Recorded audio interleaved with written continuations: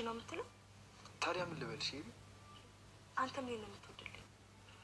ሐቀኝነትሽና አቋምሽን። አቋምሽ ስትል አቋም ስልሽ ሰውነትሽ ይላል። በቃ ለአንድ ነገር ያለሽ ፍላጎት ጥግ ድረስ ትሄጃለሽ።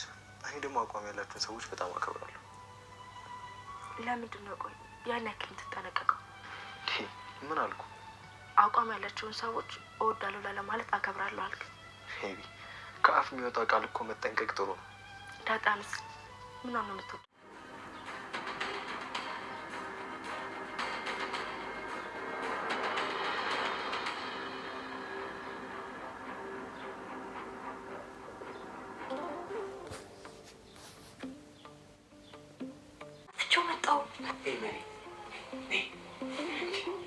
ከዚህ ደግሞ መጣሁ አጥፍቼ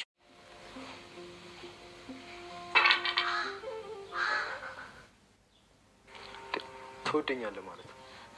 አሁን እኮ አልጠላሽም አልከኝ። ኤቢ በዚህ ጉዳይ ስንት ጊዜ አወራንበት? አልጠላሽም ካልከኝ ስለዚህ ትወደኛለህ ማለት ነው። እወድሻለሁ ግን ደግሞ አላፈቅርሽም።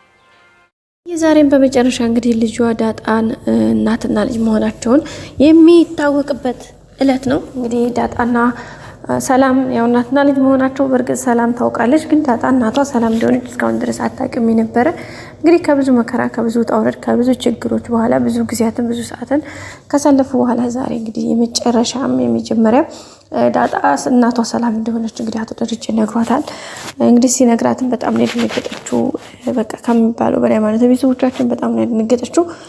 ደንግጣም እንግዲህ ራሷን ስተወድቃለች፣ ደንግጣለች፣ ፌንት አድርጋለች። ማለት የሰማችውን ነገር ከአእምሮ በላይ ነው ሆነባት። አንደኛ እንደሚታወቀው ብዙ ጊዜ ጠርጥራ ብዙ ጊዜ ነገሮችን አስባ በፍጹም አይ ጥርጣሬሽ ወይም ደግሞ ሀሳብሽ ግምትሽ ልክ አይደለምና ተይ ብለው ሀሳቧን አስቀይረዋታል። ሁለተኛ ደግሞ ዲኤንኤ ተመርምሮ እናትሽ አይደለችም እናትሽ እንዳልሆነች እንኳን አረጋግጠናል ብለዋታልና አብጌል ደረጀና አብጌል ብላታለች ለዳጣ ቃል በቃል ነው ያለቻትና ዳጣ እሱን ነገር ታውቃለች። ሲቀጥል ደግሞ ሰላምን ብዙ ጊዜ ስለ እናቴ የምታውቂው ነገር አለሽ እንዴ? ምክንያቱም ተደጋጋሚ ስለ እናቷ ስለምትጠይቃ ስለነበረ በቃ ስለ እናቴ የምታውቂው ነገር ፕሊስ ንገሪኝ ምናምን ብላ ጠይቃት ነበርና እሷ ደግሞ አይ ምንም ብላ የተናገረችው ምክንያቱም ደረጀ እንዳትናገሪ ስላላት ማለት ነው። ምክንያቱም ሌላ ጸብ እናንተ እንዲመጣ ስላልፈለገ ደረጀ በዛ ምክንያት እንግዲህ እሷም እስካሁን ድረስ ሳትነግራት ቆይታለች። ስቲል ግን ለምን ነው ማትነግራት ከሆነ እኔ ራሴ እነግራታለሁ ምናምን እያለች ሁሌም ደረጀን ታስጨንቀው ነበር ሰላም።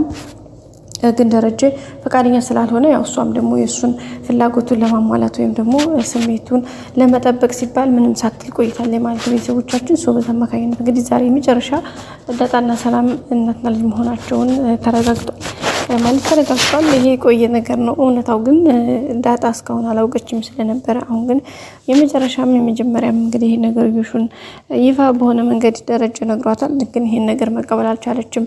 የመጀመሪያ እንግዲህ ከሰላም ጋር ተኝቻለሁ የሚል ነገር ነበር የነገራትና እንደ አባዬ ምን ትለኛለህ ብለህ ነው ወይስ ምንድነው? መቼም ይሄ ነገር እውነት እንዳልሆነ በቃ ራሴ ያውቃለሁኝ። በፍጹም ይሄ ነገር እውነት ሊሆን አይችልም። ምክንያቱም አባዬ አንተ እንዴት እንደዛ ሊሆን ይችላል? ሰላም እኮ ሰራተኛ ነች። እንዴት ከሰራተኛ ልትተኛ ትችላለህ? ይሄ በፍጹም አይሆን ነገር ነው። ምን ትለኛለህ ብለህ ነው አይደል? እየቀለድክ ነው አይደል አባዬ ምናምን ብላ ነው እንግዲህ የመለሰችው።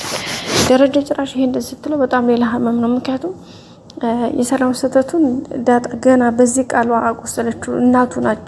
እናቷ ነች ለዳጣና እናቷ ሊነገራት እንትን እየተባለ እንዴት እንደዚህ ሆና ምናምን ብላ ጓ ስትል በቃ በጣም ከባድ ነገር ነበረ። ደረጀ ግን ያው እንግዲህ ባው እየፈሰሰ ባይኑ እንግዲህ ፍኝ ባውን እየዘረገፈ ከዛ በኋላ ቀጥታ ታሪኩን ወደ ማስረዳት ነገሮች እንዴት እንደተፈጠረ መናገር ነው የጀመረው።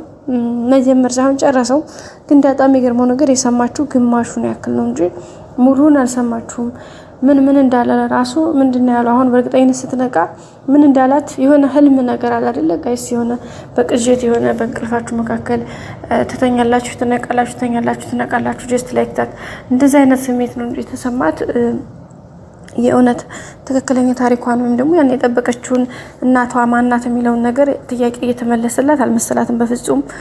ምክንያቱም በቃ እሷ ያሰበችው የጠበቀችው የገመተችው እና እየሰማች ያለችው ታሪክ በጣም አራባና ቆቦ ወይም ደግሞ የማይገናኝ ሆኖ ስላገኘችው ቤተሰቦቻችን፣ ምክንያቱም ይሄን ነገር በፍጹም አትጠብቅም። እሷ አትጠብቅም ብቻ ሳይሆን አስበው አታውቅም በፍጹም ማለት ነው። ምክንያቱም ለአንድ ቀን አስበው አታውቅም።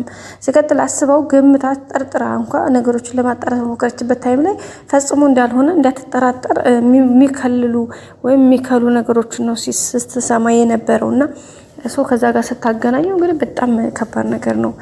ሲቀጥል ደግሞ ዲኤንኤም ተብሎ አላደለችም ተብላለች እና እናትሽ እናቴ የት ነች ታዲያ የት ናት? ሰላም ከሆነ ራሱ ሰላም በቃ ከአቅሟ በላይ ሆና እንባ በእንባ ስትሆን ደረጀ እየተቆጣት ነበር ሰላምንና እናቴን ንገሪኝ አባዬ በቃ ለምን የማትነግሪኝ የት ናት ምናምን ሲባል እንውጣ እንሂድ ምናምን ብላ ብድግ ስትል ነው ከዚህ መውጣት የለብሽም ምክንያቱም እናትሽ ያለችው እዚሁ ነች ብሎ ነው ደረጀ ነገርና እንዴ የት ነው ያለችው ሰላምዬ በቃ እንዴት አንቺ ዝም ትያለሽ?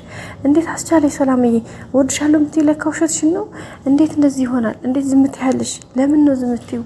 ለምን ነው በቃ ማትነግሪኝ ምናምን የሚል ነገር ነበር ያወጣችሁ ድምጽ በጣም ቀውጣ ነበር ምናምን በቃ አባዬ ትነግረኝ እንደው ንገረኝ አለበለዚያ ድጋሜ እኔ ዳጣ ልጅህ አታገኘኝም በቃ ምናምን ብላ ጓገጭ ያለችው። ከዛም እንግዲህ ቀጥታ እወጣለሁ ምናምን ስትል አይ አትወጭም ምክንያቱም እናትሽ እዚህ ቤት ውስጥ ነው ያለችው እና እሺ የት ነች ጥሯት አምጧት ምናምን ብላ ነበር። በጣም ነበር የደነገጠችው ማለት መጀመሪያው ታውቃላችሁ ሰስፔንሱና በጉጉት እየጠበቀችው ያለ ነገር ስለነበር በቃ ምንም ነገር የምትረጋጋበት ነገር አልተፈጠረም። ሲቀጥል ደረጀም በቃ እሷ እንድትረጋጋ ያኔ ሰላም እናትሽ ነች ተብሎ ሲነገራት ሌላ አንሆነ ነገር እሱ እንዲያትገባ ነገሩን ለማከላት ያክል ነው እንደዛ እያደረጉላት የነበረው። እሱ ግን እሷ በቃ ከአቅሟና ከቁጥጥሯ ውጭ ነው የሆነባት።